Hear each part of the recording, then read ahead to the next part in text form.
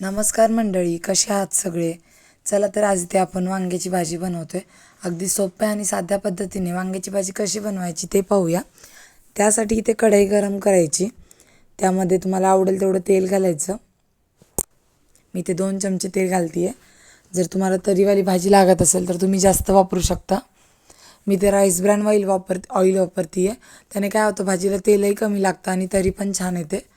त्यानंतर तेल तापलं की जिरे मोहरी घालायची, हळद घालायची, हिंग घालायचं थोडंसं आणि वांगे जे आहे अशा पद्धतीने चिरून घेतलेत हे यामध्ये घालून अशा पद्धतीने मस्त परतून घ्यायचे. पहा,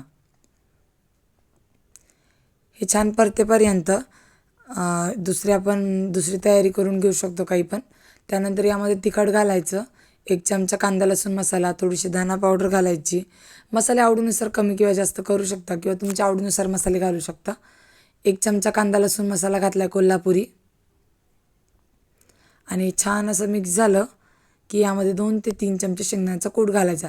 आता माणसं किती यावर पण डिपेंड आहे. पहा, जर माणसं खूप असतील तर शेंगदाण्याचं कूट पण जास्त घालावं लागेल.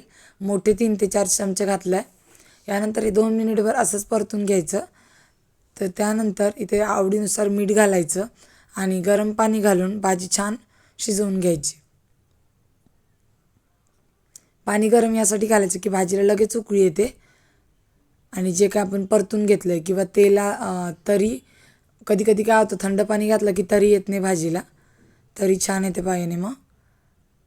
आणि आता इथं भाजी रेडी झालेली आहे. मस्त की उकळी काढून घ्यायची आणि 5 ते 7 मिनिटभर भाजी छान अशी उकळू द्यायची आणि खूप सारी कोथिंबीर घालायची, कसुरी मेथी पण घालू शकता. आणि हे पहा, आपली भाजी जी आहे ती इथे तयार झालेली आहे. पाहू शकता मस्त उकळी आली आहे आणि भाजीला तरी पण खूप छान आली आहे. तर अशा पद्धतीची भाजी तुम्ही एकदा नक्की बनवून पहा.